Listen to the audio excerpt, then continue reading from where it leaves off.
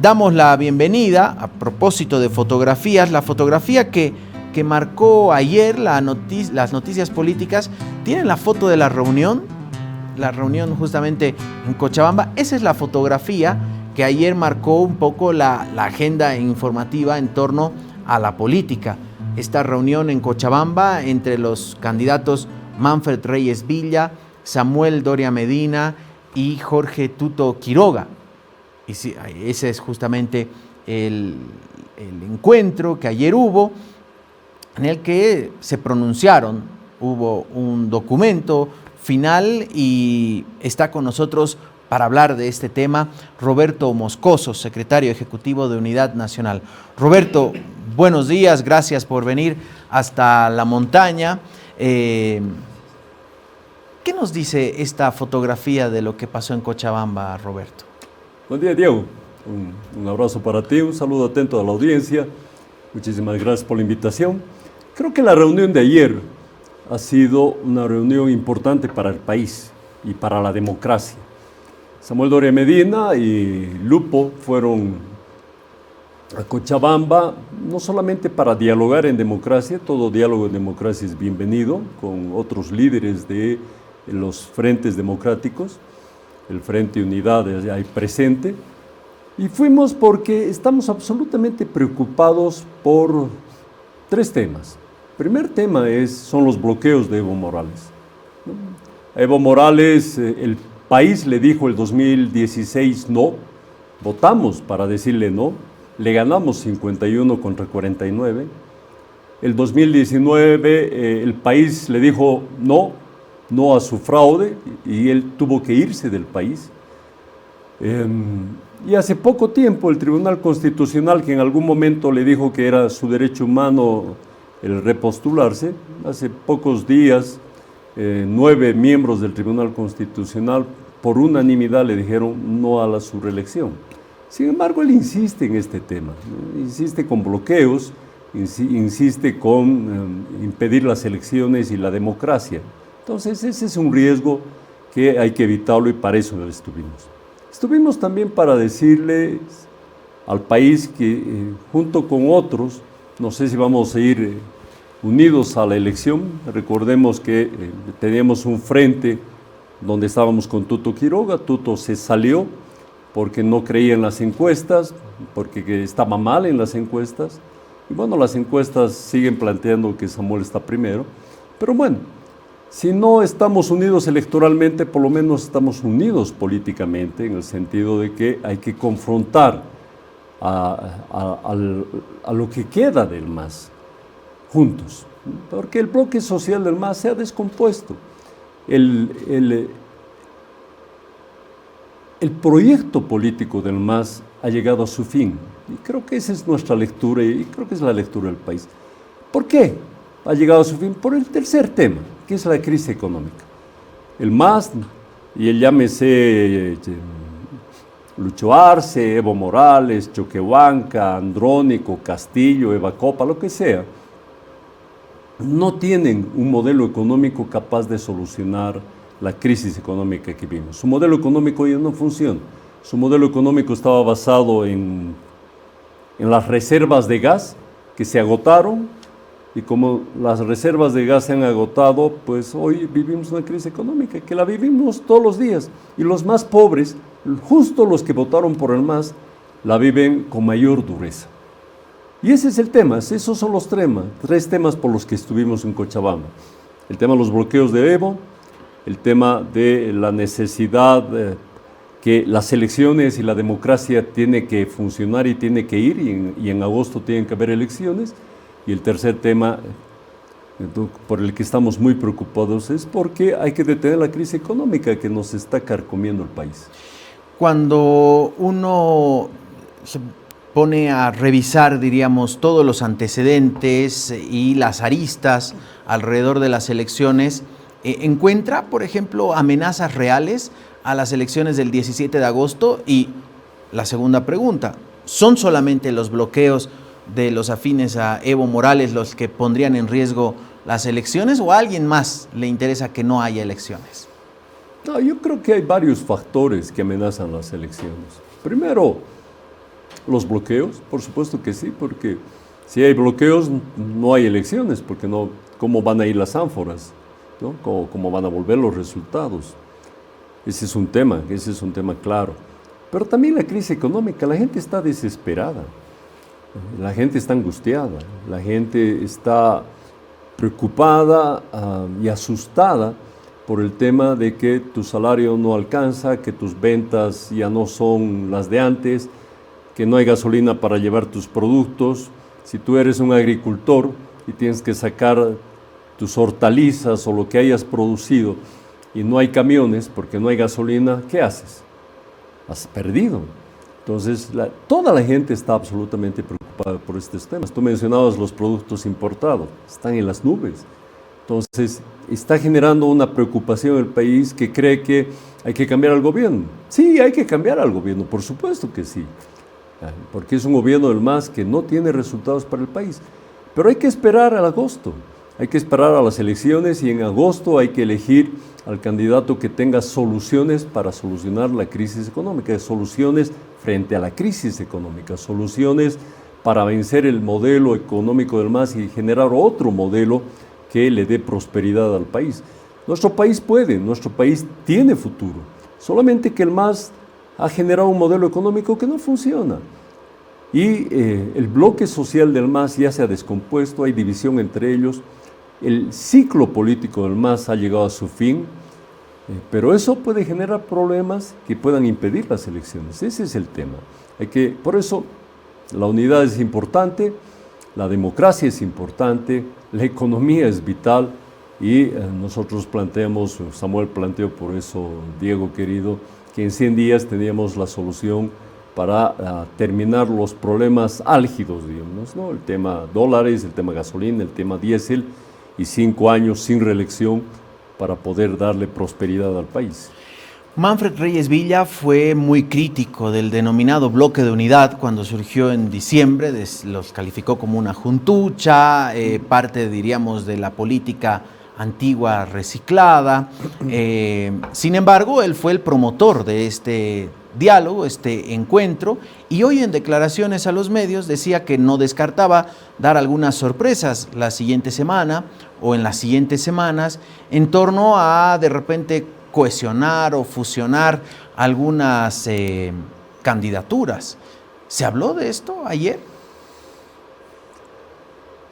Yo quiero recordarte, Diego, que el proyecto Unidad se formó hace el año pasado y estaba Tuto en el proyecto Unidad, junto con Luis Fernando Camacho, junto con Comunidad Ciudadana.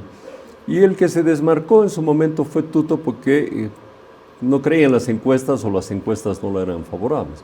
Pero está claro que la unidad es vital para ganarle al MAS. No hay que desdeñar, no hay que minimizar al MAS. Pese a que la gente debería darse cuenta de que el modelo económico del MAS no sirve, que el MAS nos está llevando a la pobreza, nos está llevando a un país sin crecimiento. Igual hay gente que cree en el MAS y que va a seguir, seguramente va a votar por alguno de sus representantes.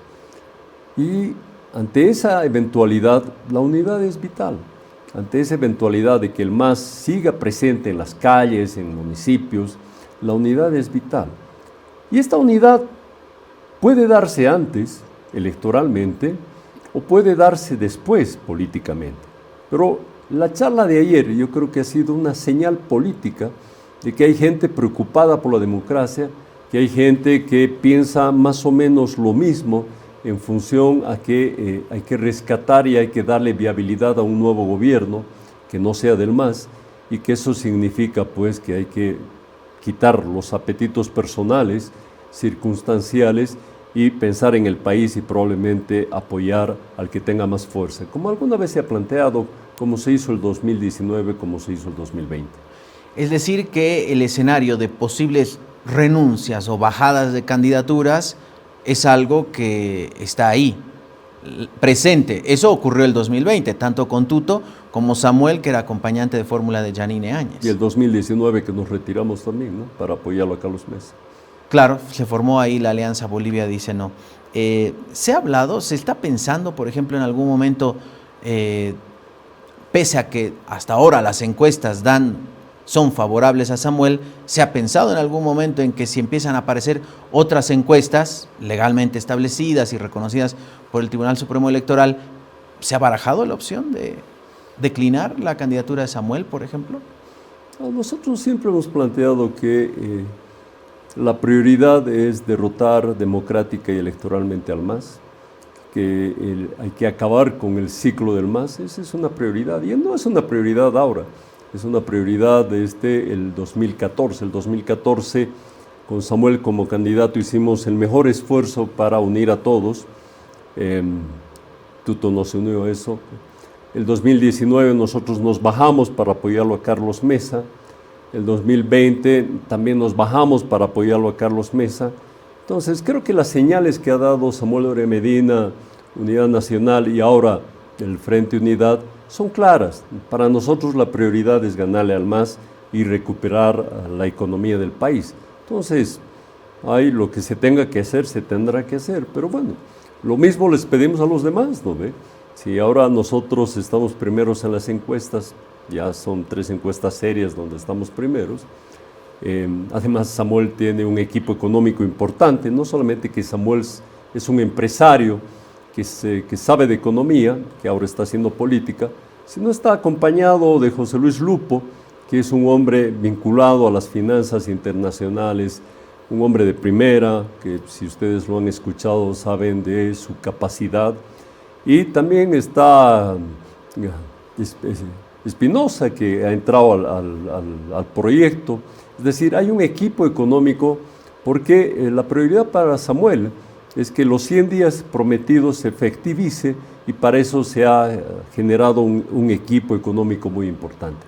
Entonces nosotros creemos que vamos a seguir primeros, que vamos a ganar la elección y que políticamente vamos a tener el respaldo del resto de los hombres y mujeres que creen en la democracia. Si bien cuando uno está en campaña siempre es, por supuesto, positivo y siempre confía en ganar las elecciones, ¿consideran que esta es de repente la elección que tiene como mejores chances, Samuel, respecto a las anteriores en las que ha participado?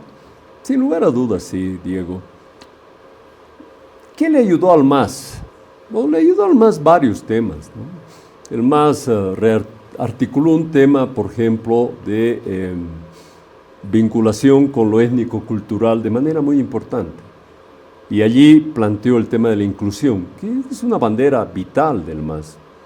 Y nosotros pues la recogemos, la reconocemos, la recogemos y la vamos a continuar. Es decir, el Estado plurinacional tiene que mantenerse y el tema de la inclusión tiene que ser, es parte de nuestro proyecto. O sea, ¿le van a hablar al electorado que en algún momento votó por el MAS? Por supuesto. El electorado que votó por el MAS tiene que darse cuenta que el modelo del MAS ya no funciona y que tiene que reconocer que hay otro modelo, o tiene que por lo menos mirar y darle algo de reconocimiento que posiblemente hay otro modelo que funcione mejor. Y ese modelo es el que nosotros planteamos con Samuel Doria Medina.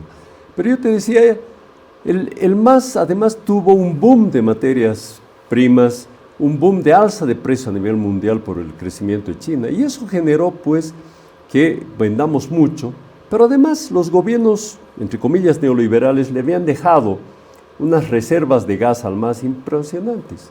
Pero bueno, esas reservas se han acabado. El boom de la China ya no existe. No estamos exportando lo que queremos.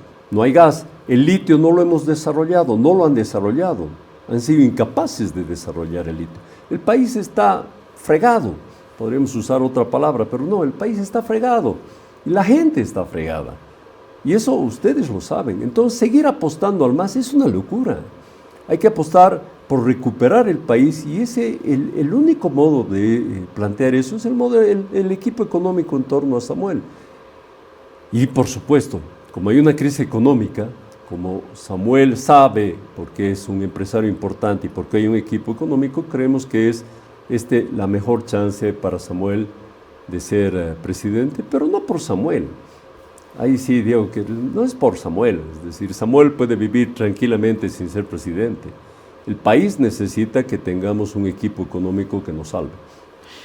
Dentro de este proceso, diríamos, de salvar al país de la situación económica, ante un eventual gobierno de Samuel Doria Medina, ¿habrá ajustes, por ejemplo, a lo Milei? Porque cuando uno escucha algunos planteamientos de José Gabriel Espinosa, que fue director además del Banco Central de Bolivia durante la gestión de Yanine, escucha planteamientos de achicar el Estado, reducirlo, de reducir el déficit fiscal. Creo que ese es casi que todos están de acuerdo, incluso hasta Evo Morales habla de reducir el déficit fiscal.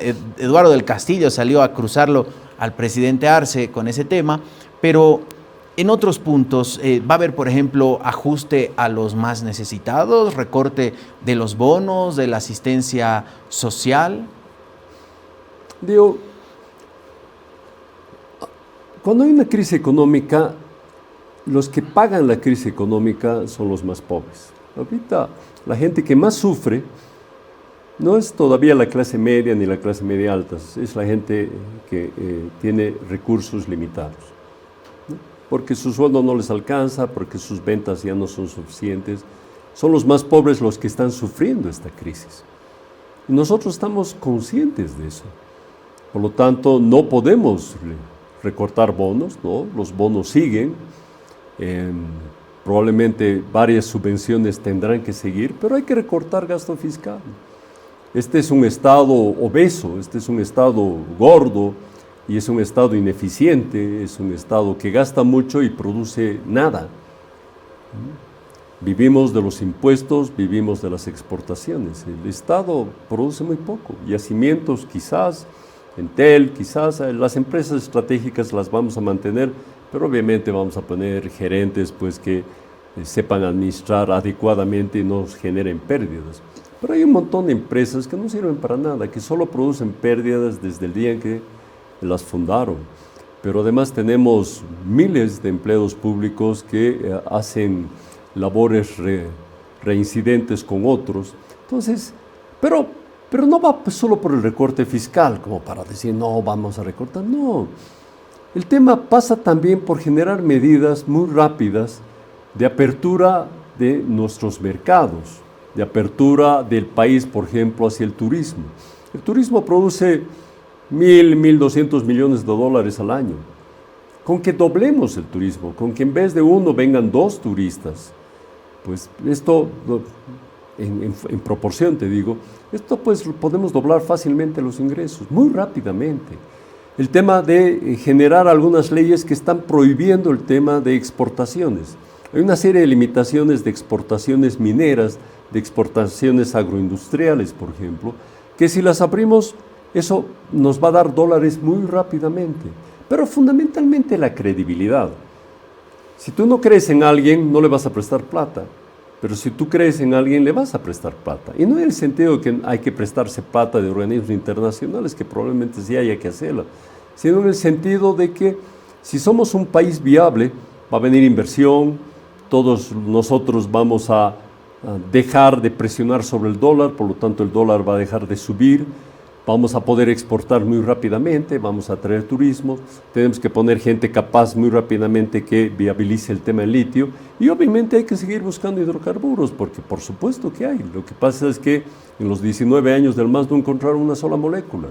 Hay que desarrollar otros campos. El país tiene futuro, el país tiene soluciones, pero con otro modelo. Dentro de las propuestas de Unidad Nacional está, por supuesto, de la Alianza Unidad, está el recorte de los gastos del Estado, que denominan un Estado obeso, y están estas empresas estatales que no son rentables. Por supuesto, a la memoria viene cuando Samuel Doria Medina, en la década de los 90, fue ministro de Planificación y justamente se vendieron algunas empresas estatales. ¿Pasará lo mismo ahora, digamos, ante un eventual gobierno de Samuel? ¿Se venderán las empresas del Estado? ¿Otra vez algunos amigos del poder se van a salir beneficiados? No, ¿O qué han pensado? No. El país y la gente aprende también, pues, ¿no? Es decir, sería absurdo de hacer lo mismo que se hizo antes cuando algunas cosas no funcionaron. Por supuesto que no. Algunas cosas sí funcionaron. Funcionaron, por ejemplo, el tema de darle algunas empresas a los trabajadores, ¿no? Por ejemplo, Guavirá, ¿no? Eso funcionó muy bien, ¿no? Entonces, hay algunas empresas que simplemente recibieron capital y funcionaron mejor. Hay algunas empresas que se pusieron mejores administraciones y funcionaron también bien. Y hay otras empresas que simplemente hay que cerrarlas, ¿no? Porque, digamos, Diego, que tú tienes dinero y te quiero vender papel bol, no la vas a comprar, ¿no? Es decir, no hay cómo, porque no es rentable. Es rentable, ¿por qué? Porque el Estado obliga a todos a comprar de la fábrica, ¿sí? Es más, ni así es rentable, porque todavía tiene pérdidas. Entonces hay algunas empresas que simplemente hay que cerrarlas. No vamos a ser negociados con eso no va a pasar, pero tampoco va a pasar de seguir sosteniendo empresas que producen solo pérdidas. Entonces no va a haber ventas, no va a haber nada de esas cosas. O van a haber mejores administraciones a cargo del Estado, pero con gente más capacitada, preparada y que funcione, o simplemente vamos a cerrar empresas para dar campo a que la empresa privada pues funcione por sí misma, ¿no? Roberto, ¿qué van a hacer con el dólar? Este es un tema que preocupa a la población, no porque no preocupa solamente, diríamos, a la clase media o a la clase alta que quiere ahorrar en dólares o quiere viajar al exterior, que casi ya eso es impensable para muchos de nosotros, pero eso es un lujo. Prácticamente, ¿no? Algo que era totalmente natural, pero es algo que impacta en los precios de todo, y vamos a hablar ahora de la inflación, pero ¿qué van a hacer con los dólares? ¿Va a ser el tipo de libre, un tipo de cambio libre más bien, liberado? ¿Cómo van a estabilizar? ¿Dónde, según el equipo económico, debería estabilizarse el precio del dólar? ¿Por qué el dólar ha subido, Diego? El dólar ha subido porque no hay dólares en el mercado. Por lo tanto, la gente que quiere dólares presiona sobre el mercado y la gente que tiene dólares entonces aprovecha para venderla cada vez más alto, ¿sí? Así funciona. ¿Por qué el dólar estuvo estable durante muchísimos años? Porque había el gas que se podía vender y por lo tanto, como se vendía a Brasil y a la Argentina, los dólares entraban. Y había un fondo en el Banco Central, las reservas famosas, que llegaron a 14.000 millones, algo por el estilo, que ahora ya no hay nada. Y esas reservas pues mantenían estable el dólar a 7 más o menos. No hay reservas, no hay ventas hacia afuera. Sí hay ventas de los privados, pero hay exportaciones. Ha habido superávit de 13.000 millones de dólares. Sí, pero no entran todo, eso es lo que denuncia. No entran todo, pero claro, y no tienes por qué meterlo todo, porque si el Estado te va a obligar a venderle al Estado a 7, tú no lo vas a hacer, ¿no ve? Entonces lo que hay que hacer es, dentro de las medidas de los 100 días, es muy fácil. Es liberar el tema de todo lo que son visas ideológicas. Antes había muchísimos turistas israelíes, por ejemplo, ¿no? Y les pusimos una visa limitando su ingreso. Y así para Estados Unidos, para todo el mundo. Hay que abrir el tema del turismo. Ese es un tema clave para nosotros. El otro tema clave para nosotros es liberar las exportaciones. ¿Has visto tú? Estaba en tu tapa. Se está liberando la exportación de carne, claro, cuando hay bloqueos, ¿no? Con la liberación de carne, con la liberación de productos agropecuarios, con la liberación de temas de minería, el país es minero. Pero claro, nos enfocamos en el gas porque el gas estaba a disposición y era fácil sacarlo. Pero el país es minero. Nuestras exportaciones mineras pero han caído brutalmente en los últimos años. ¿Por qué? Porque el Estado ha puesto una serie de restricciones. El precio del estaño es muchísimo más alto que el precio del litio. Nosotros éramos un país estañífero, sin embargo estamos exportando muy poco estaño. ¿Por qué? Porque hay restricciones, porque hay que venderle a ENAF, que hay que hacer no sé qué cosas, la burocracia se ha vuelto importante. La corrupción en este gobierno se ha vuelto espantosa. Entonces, si tú das señales de que tienes un Estado, un gobierno que te permite exportar rápidamente, que te permite ingresos rápidos de turistas, que te da credibilidad, que te recibe préstamos porque tiene credibilidad para desarrollar el tema industrial, que pones buenas administraciones en las empresas que producen recursos o que pueden producir recursos, van a entrar dólares. Y de esa manera van a estabilizar más o menos en cuánto calculan.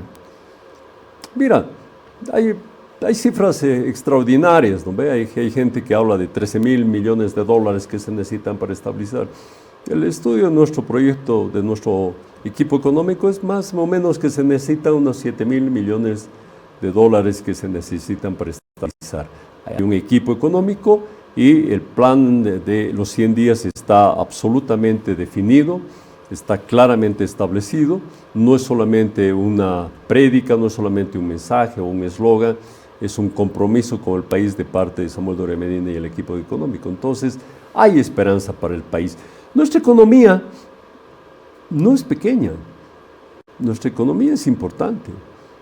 Solo en remesas recibimos 1.200 millones de dólares, en turismo otros 1.200 millones de dólares.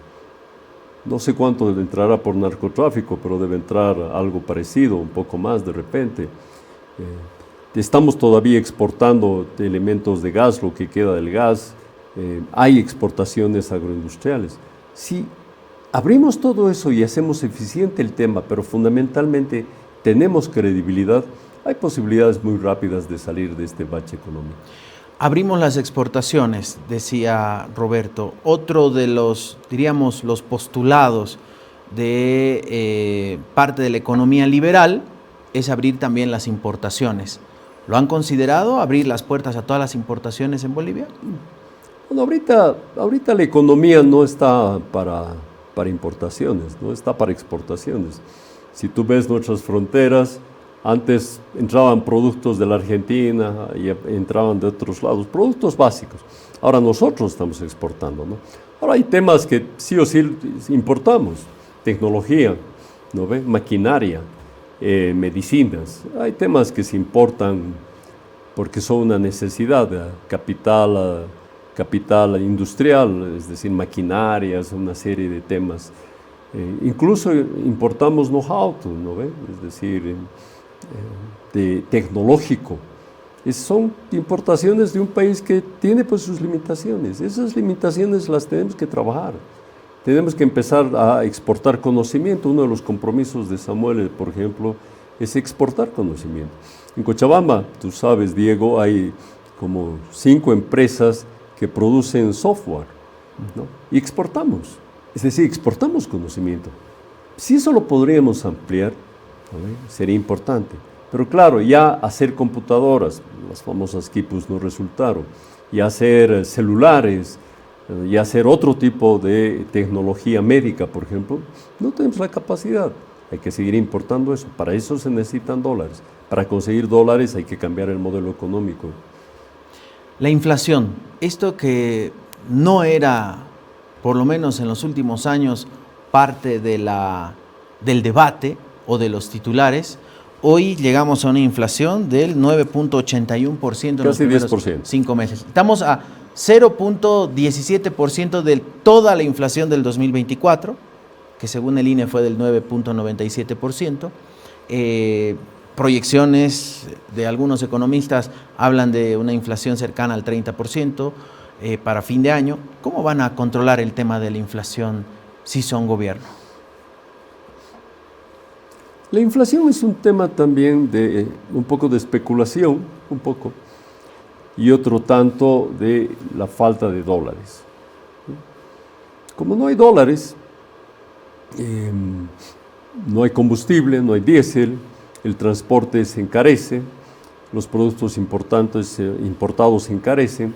Si tú tienes que producir una cosecha, necesitas fertilizantes, necesitas agroquímicos, todo eso son productos importados, necesitas comprar eso con dólar, el dólar está caro, por lo tanto tienes que comprar los dólares caros para comprar tus productos y como usas productos caros, tú tienes que vender tu materia prima más caro. Entonces, eso es un producto de inflación, eso produce inflación, suben los precios cada día. Como no hay gasolina, el taxi que me trajo aquí, pues me va a cobrar más caro, ¿no ve? Porque el tipo tiene que hacer 4 o 6 horas de cola y con una gasolina subvencionada, pero él me va a cobrar más caro porque tiene que cubrir sus 4 o 6 horas de cola. Entonces, eso genera la inflación que la estamos viviendo todos y que cada día se acrecienta. Porque no hay dólares, porque no hay credibilidad, porque hay bloqueos, porque todo está enfrentado, porque no hay susceptibilidades, porque hay confrontación. Es decir, este es una espiral que está creciendo hacia arriba y que está poniendo de mal ánimo a la sociedad. Entonces la gente está tratando además de comprar menos porque tiene que cuidar su platita, de alimentarse menos porque de repente no le alcanza y por lo tanto la casera tiene que cobrar un poquito más para que ella sí le alcanza. Entonces, este tema tiene soluciones y las soluciones son las que te he planteado. Si empezamos a tener dólares, si empezamos a tener confianza, si empezamos a tener otro modelo económico que sí funcione, si empezamos a que las empresas sean rentables, si empezamos a que entre gente que nos visite y que traiga sus dólares, si empezamos a abrir mercados hacia afuera para que nos entren dólares, si empezamos a recibir también inversiones para desarrollar otro tipo de mercados acá, bienvenido. Ahí la inflación se para. Hay modelos pues que han parado la inflación muy rápido. Milei ha parado su inflación muy rápido, en algunos meses. El doctor Paz Estenssoro paró la inflación en pocos días. Pero bueno, el costo social fue muy alto. Bien, hay que ver que no sean esos costos sociales, ¿no ve? Pero obviamente no podemos mantener pues los 500,000 empleados públicos, por ejemplo. No hay cómo. ¿Con qué los mantienes? Es como que aquí en La Razón tuvieras 1,000 empleados. Seguramente pues sería bonito tener 1,000 empleados, ¿no ve? Qué bien dar trabajo a 1,000 personas. Pero si no tienes ingresos, ¿cómo lo haces? Es lo mismo. ¿Sí? Debe ser muy bueno tener 500,000 empleados y que voten por vos. Pero si no tienes cómo mantenerlos, ¿cómo lo haces? Es que el modelo no es contratar gente por contratar. El modelo es que la gente sea emprendedora, que tengamos un mercado eficiente, que la gente compre, que la gente venda, que no viva del Estado y que el Estado sea lo suficientemente fuerte para dar seguridad a la gente, fundamentalmente en salud, en educación, en servicios públicos. Pero el Estado no puede ser un Estado que contrate, no es un Estado empleador. El Estado no es para darle trabajo, el Estado es para darle certidumbre a la gente. Y el trabajo tiene que darse en función de un modelo económico donde la gente pues tenga empleo privado, venda, compre, se mueva libremente y pueda desarrollarse. Roberto, muchas gracias por haber estado estos minutos con nosotros. Vamos a estar convocándolo. Faltan todavía algunos meses. Sí, pues, estamos cerca de los 70 días para las elecciones, así que seguro lo vamos a estar convocando porque además forma parte de las listas, así que estaremos de repente hablando con otros candidatos, ya sea diputados, a senadores de las otras fuerzas políticas para ver qué le plantean al país y cómo salimos de este entuerto, de este túnel que hasta ahora no tiene ninguna luz al final. Gracias, Roberto. Diego, muchísimas gracias. Un saludo. Roberto Moscoso, secretario ejecutivo de Unidad Nacional, estuvo con nosotros a propósito de la reunión que ayer se desarrolló en Cochabamba entre los 3 candidatos a la presidencia. Hablamos de Manfred Reyes Villa, Samuel Doria Medina y Jorge Tuto Quiroga. Un poco de economía, esta inflación imparable, por supuesto, que nos golpea a todos, más, menos, nos golpea a todos.